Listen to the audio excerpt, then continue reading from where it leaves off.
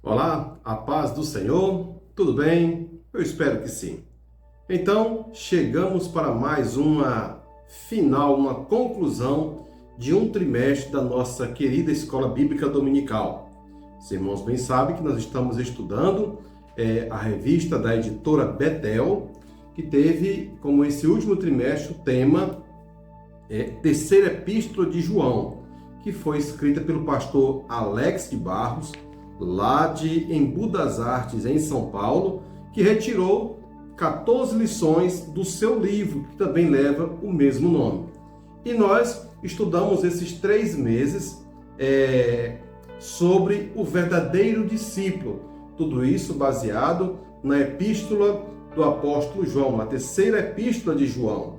E nós tivemos 14 lições, concluindo com essa de hoje, sobre o verdadeiro discípulo, e fazendo esse comparativo entre o verdadeiro e o falso discípulo. E agora chegamos ao finalmente desta lição preciosa que trouxe ensinamentos maravilhosos para nós, para a nossa vida moderna neste mundo tão conturbado, onde pessoas ainda hoje continuam se infiltrando dentro da obra de Deus e causando problema, trazendo males e trazendo muito desabores às suas lideranças. E essa lição, o verdadeiro discípulo,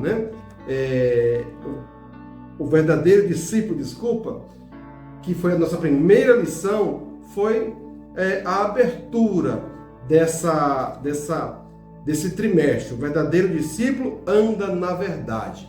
Então, foi a abertura desse trimestre, ainda há 3 meses atrás. Agora, estamos na última lição, o verdadeiro discípulo e sua saúde emocional, ou sua saúde mental.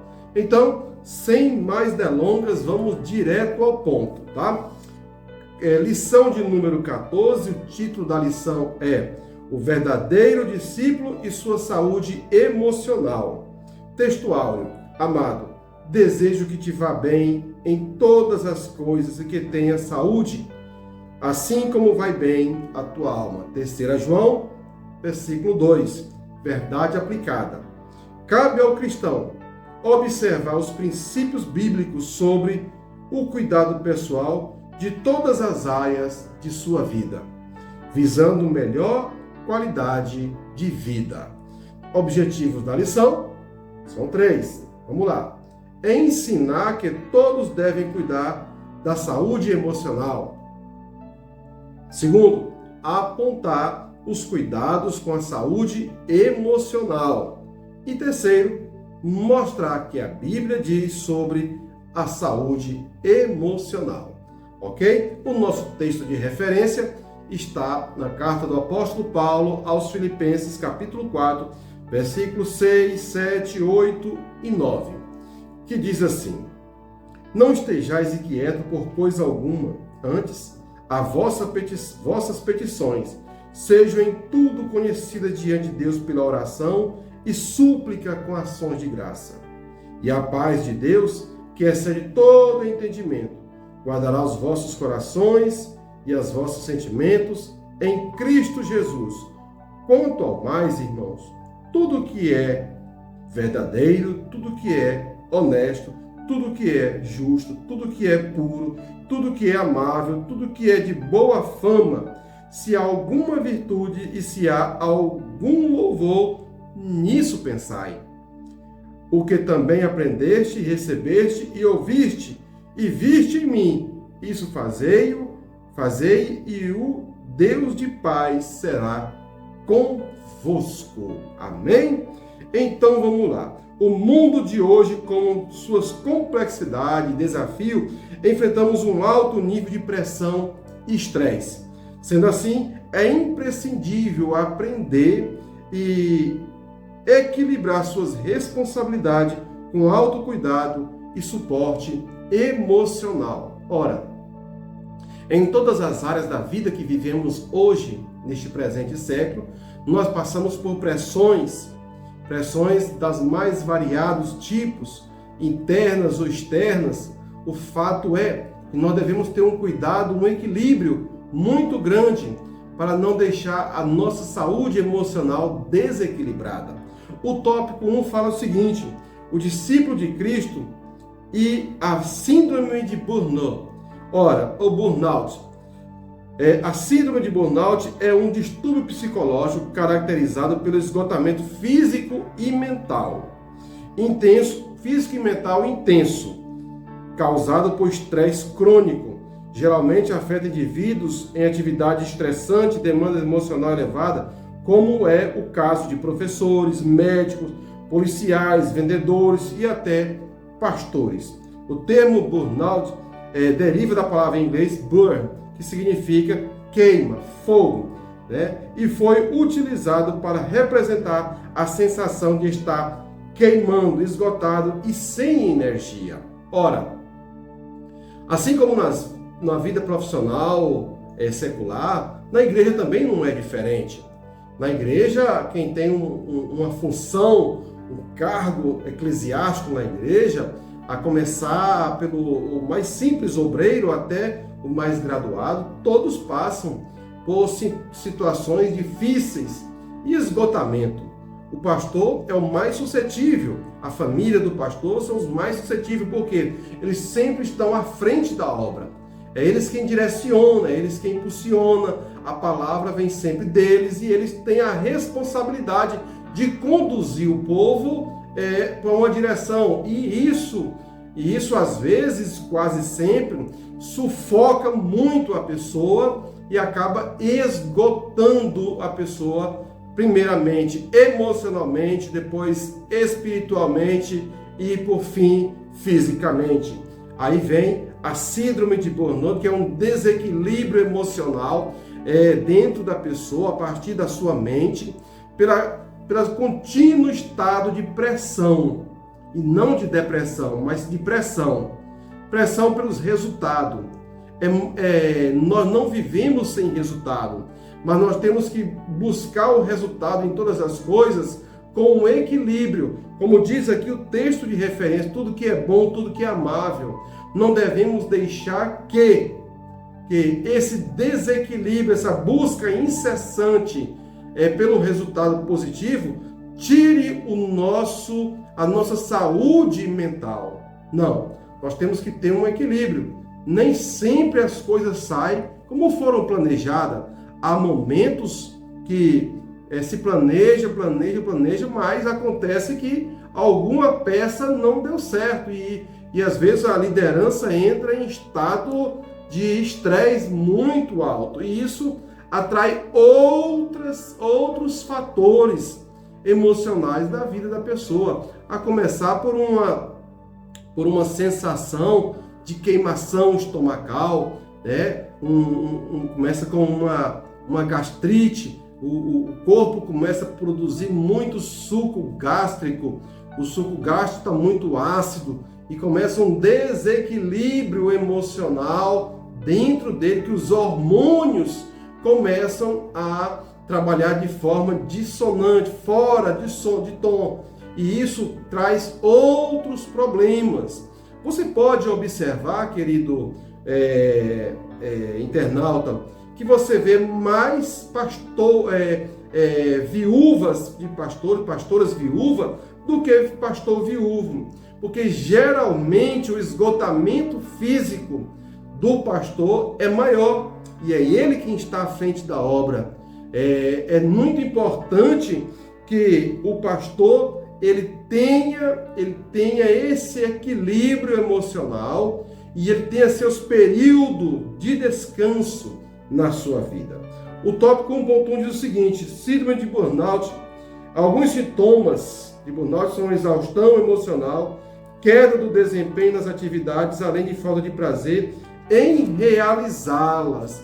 E muitas vezes a pessoa não está num estado de depressão, ele só está esgotado e ele precisa de uma motivação maior. Agora me diga, como que um obreiro vai ter motivação para trabalhar numa obra, numa igreja, se dentro daquela igreja tem um diótrefes, tem um grupo do contra, tem uma pessoa que está ali para bater, para espancar moralmente a liderança.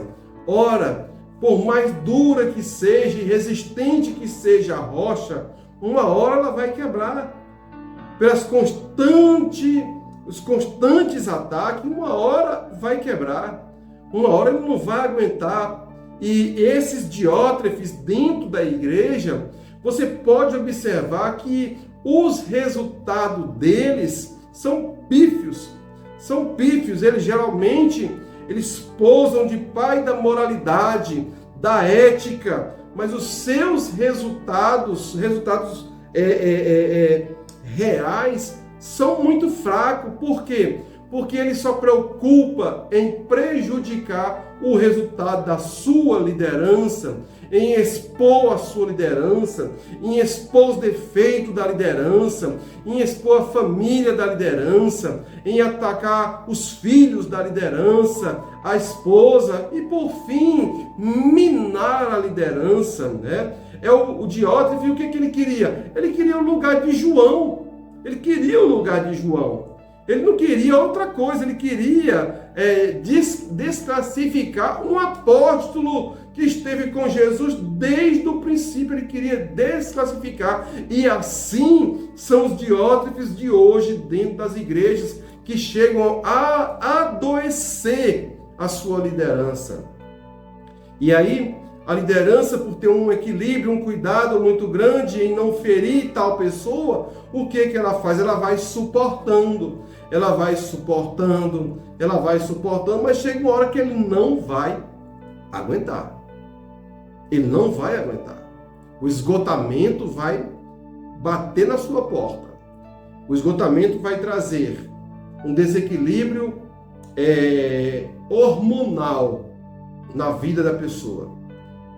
Vai começar a produzir suco gástrico demais, se não insônia, um cansaço físico incomparável, não fez nada e está cansaço. Vai trazer o quê? Desmotivação. E tudo que uma igreja não precisa é de um pastor desmotivado, de uma família de obreiros desmotivado. E Diótrefes, ele quer fazer isso mesmo com você. Ele quer trazer uma desmotivação, uma desaceleração em você para mostrar a sua fragilidade. Mas essas pessoas, elas não sabem que estão sendo usadas pelo diabo. Elas estão sendo instrumento de Satanás para atrasar a obra de Deus. Veja só, causas de burnout, expectativas altas e até irrealidades do desempenho profissional podem afligir o trabalho nas mais diferentes áreas, além de muito esforço despendido e pouco resultado.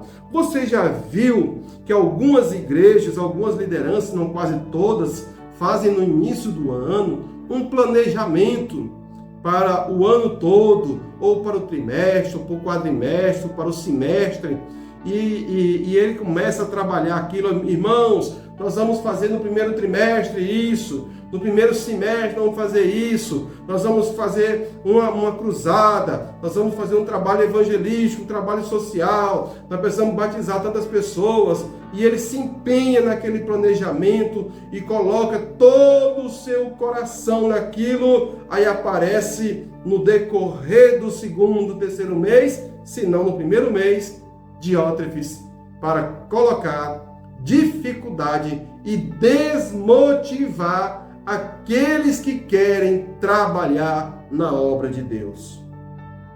E a obra de Deus a gente não faz com todos, não é isso. Nós fazemos a obra de Deus com aqueles que querem trabalhar. Não é todos que se envolvem, mas se não puder atrapalhar, já está ajudando. Nós fazemos a obra de Deus com garra, com entusiasmo, com a ajuda de obreiros e obreiras, jovens, moças, rapazes, crianças, empenhada em torno de um bem comum. Quando todos compreendem a missão de reino, o reino fica fácil ser alcançado. e a obra vai ter um sucesso maravilhoso. E muitas vezes, o fracasso não vem de fora da igreja, ele nasce dentro da obra de Deus. Amém? É mais pura verdade. Eu já convivi com muitos obreiros pessimistas. Já convivi com muitos obreiros que torciam para o time perder. Mas graças a Deus eles saíram da minha vida e se foram, não sei para onde e não quero saber. Então, a síndrome de burnout é o resultado de expectativas frustradas, né? De momentos de derrotas ou sucessivas derrotas. Mas isso tudo tem remédio. Observe o que diz 2 Timóteo 4:11. Vamos abrir aqui a Bíblia. Eu vou usar minha Bíblia de estudo pentecostal. Veja a receita que o apóstolo Paulo receitou a si mesmo na hora mais difícil da sua vida. Ele está falando a partir do capítulo 4 sobre que todos o abandonaram. Veja só, a partir do versículo 11. Só Lucas está comigo. Toma Marcos e traz contigo, porque me é muito útil para o ministério. Também enviei Tíquico a Éfeso. Quando vieres, traz a capa que deixei em Trode, em casa de Carpo, e os livros, principalmente os pergaminhos. Alexandre, o latoeiro, causou-me muitos males. O Senhor lhe pague segundo as suas obras. Tu, guarda-te também dele, porque resistiu muito às nossas palavras. Ninguém me assistiu na minha primeira defesa, antes todos me desampararam. Que isto lhes não seja imputado. Mas o Senhor me assistiu e me fortaleceu para que por mim fosse cumprida a pregação e todos os gentios a ouvissem. Fiquei livre da boca do leão, e o Senhor me livrará de toda má obra, guardar-me-á para o seu reino celestial, a quem seja glória para todo sempre. Amém. O apóstolo Paulo está escrevendo a sua última carta. É uma carta de aconselhamento pastoral a um amigo, a seu filho, Timóteo. E aqui ele lembra de um obreiro que no início da obra, ele não compreendeu o tamanho que era a obra, que era João Marcos, que é Marcos, o evangelista, que era primo de Barnabé, que na segunda viagem, aliás, na primeira viagem, abandonou a caravana missionária. Mas agora, ele, um homem feito e um obreiro qualificado, agora Paulo lembra dele e manda trazê-lo para acompanhá-lo na sua prisão. Nos momentos de derrota de nossa vida, nos momentos das frustrações, é muito importante não estar sozinho. A solidão, ela, como diz o poeta, ela mata. A solidão, ela te isola, a solidão, ela te fecha, e a solidão te faz pensar negativamente. E ele ainda lembra de pegar a capa dele, porque o inverno se aproximava e ele estava preso em uma prisão, dessa vez uma prisão do Estado, não foi uma prisão como da primeira vez, que tinha uma casa alugada, não. Dessa vez, ele está agora numa prisão do Estado, numa cadeia pública, uma cadeia fétida, solitária, e ali ele precisa de companhia. Ele lembra da sua capa, ele lembra de seus livros e ele lembra da companhia de Timóteo e de João Marcos. Ele precisava estar amparado pelos amigos. Nas horas de dificuldade, nas horas de lutas, é muito importante você ter bons amigos ao seu lado para cuidar de sua alma. O tópico 2 diz o seguinte: discípulo de Cristo e a depressão. Ora, o termo depressão tem origem no latim depressio, que significa afundamento ou rebaixamento. Significa literalmente afundamento da energia e do prazer. A Bíblia nos relata diversos personagens no Antigo Testamento que passaram por difíceis momentos de abatimento e dor. João fala a Gaio sobre a importância da sua saúde emocional. Ora, certa vez, o sogro de Moisés chega em Moisés, e Moisés estava julgando o povo desde de manhã, de um por um, de caso por caso. E Jetro dá um conselho a Moisés a instituir juízes para que julgasse as causas simples e as causas mais difíceis, ele julgasse, a fim de aliviar a sua pressão. Ora, queridos irmãos, a depressão, ela vem primeiro de uma pressão. E a depressão, ela traz, como eu falei agora há pouco, ela traz um isolamento social muito grande e um turbilhão de pensamentos negativos na mente da pessoa. A depressão é a falta de prazer pela vida, é a falta de prazer por tudo. E muitas pessoas vivem hoje em um estado depressivo, porque não aprenderam a lição da boa companhia e da amizade. Valorize seus amigos, os bons amigos. Valorize os seus amigos, valorize sua família para estar ao seu lado. Não entre na prisão da depressão. Não entre nessa prisão, porque de lá é difícil sair.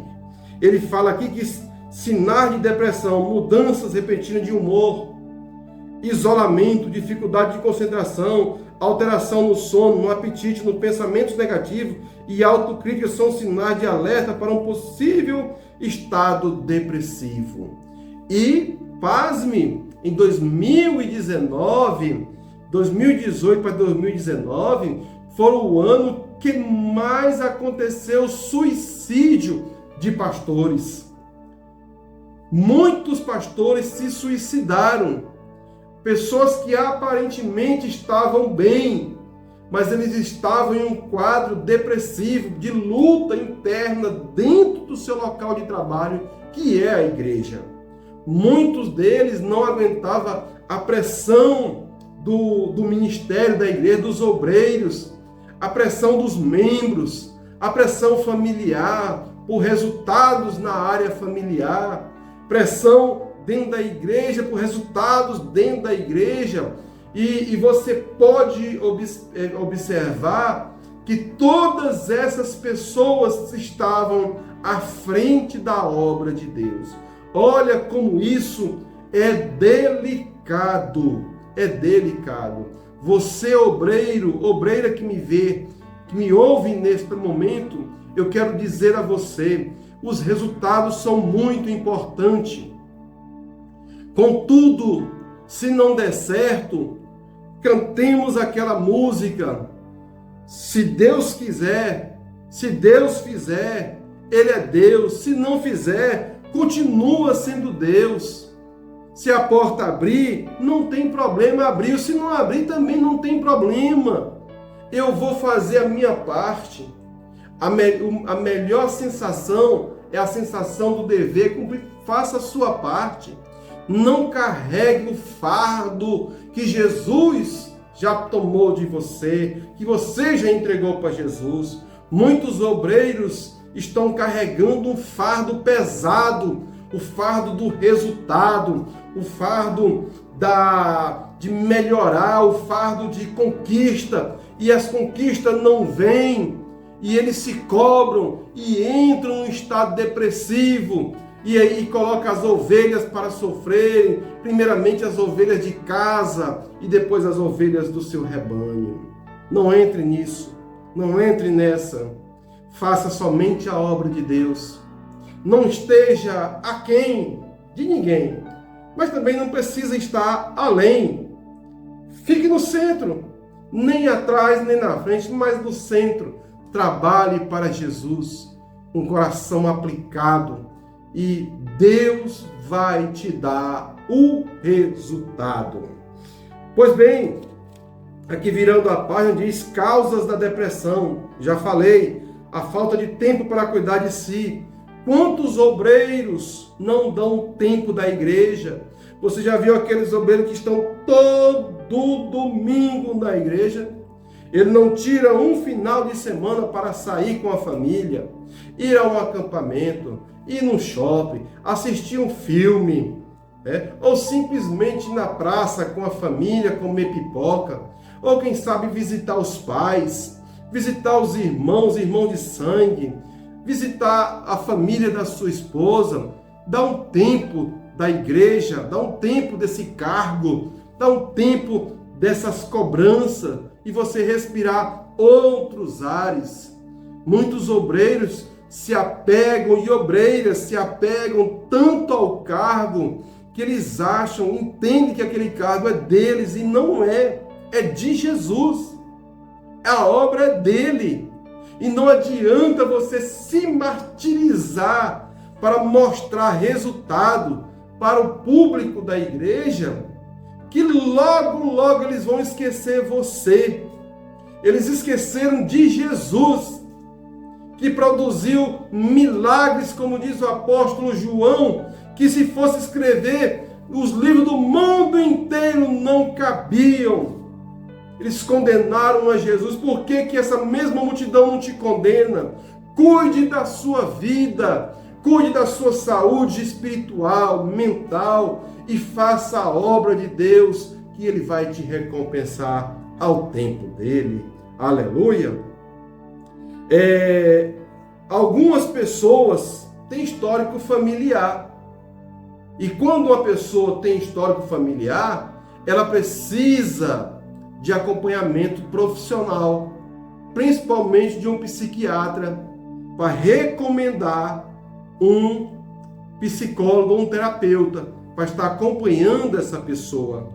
Porque em muitos casos, são pessoas, eu volto a falar novamente, que têm níveis hormonais em desequilíbrio muito grande, principalmente quem sofre de tireoide ou hipertireoidismo.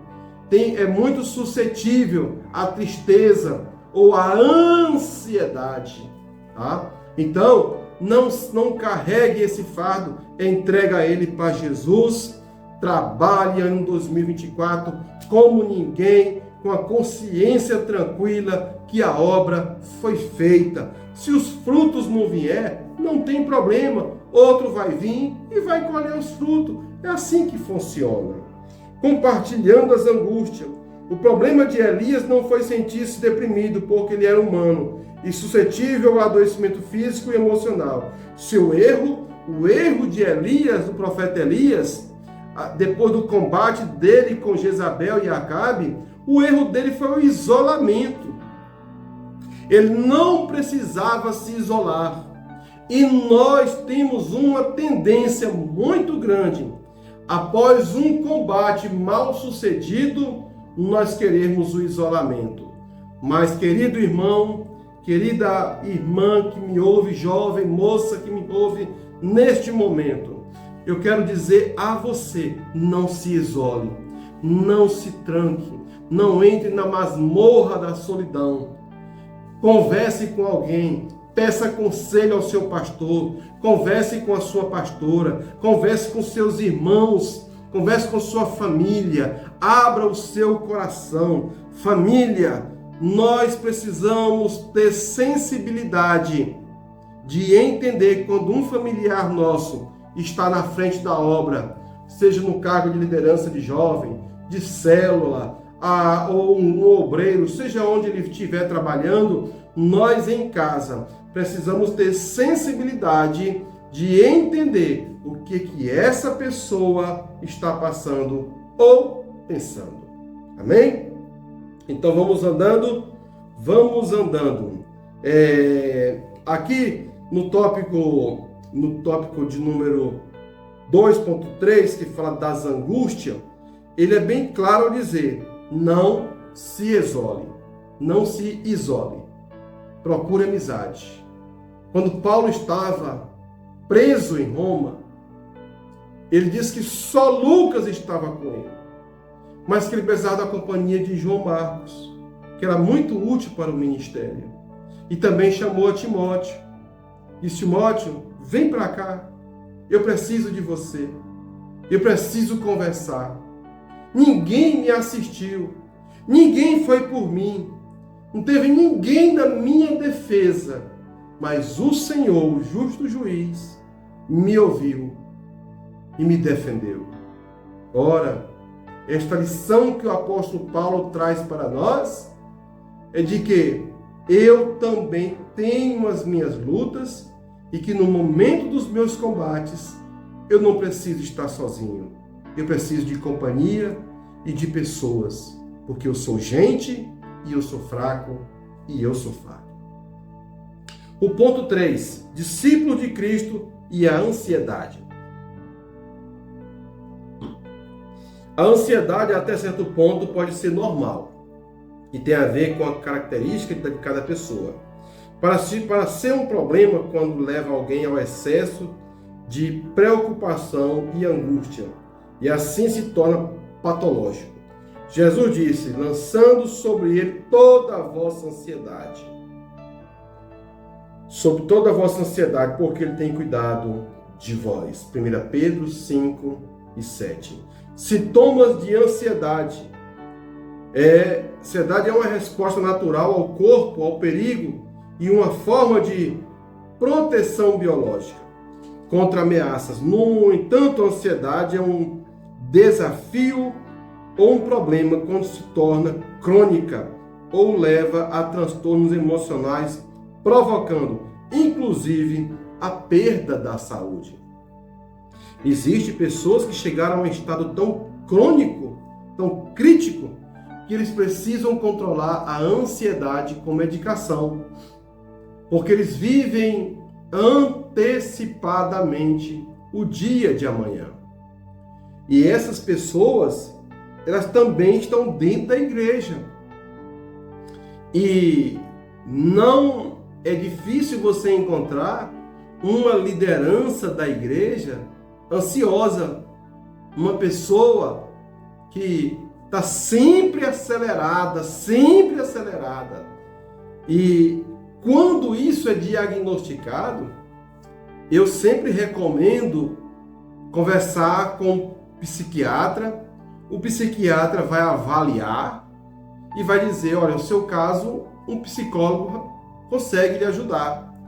Ou um analista consegue lhe ajudar. Ou quem sabe é necessário você tomar alguma medicação para controlar essa ansiedade. E eu volto de novo aos hormônios, após uma bateria de exame para saber como estão os hormônios da pessoa. Porque todos os hormônios nossos precisam estar equilibrados para produzir o ser que eu sou. Ora, eu sou, a minha personalidade é uma personalidade sanguínea. Eu sou sanguíneo por natureza. Mas já a essa altura do campeonato eu já estou bem controlado. Mas é o meu temperamento. Não é que eu sou ansioso, é o meu temperamento. Agora, o meu temperamento me leva a ter um certo nível de ansiedade, mas é controlável.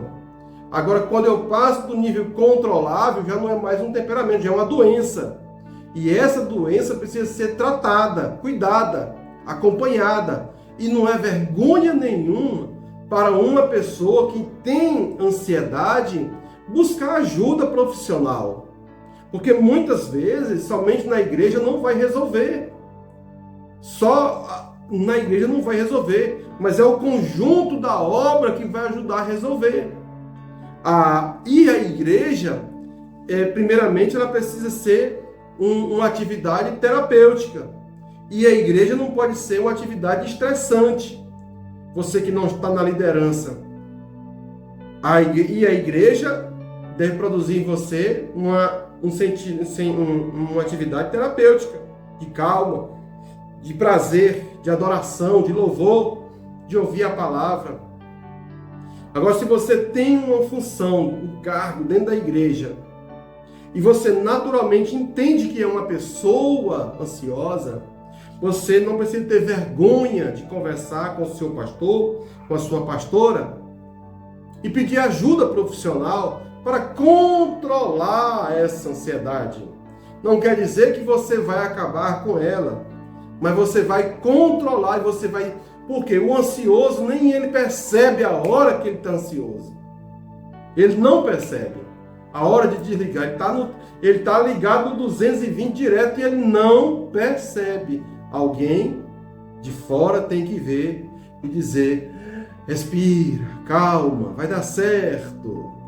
Vai dar certo. É assim que funciona. E essa ansiedade, ela traz outros problemas emocionais, como pânico, medo, cansaço, esgotamento. Isso traz frustrações. Aliás, as frustrações produzem também a síndrome de burnout, produz depressão, produz ansiedade.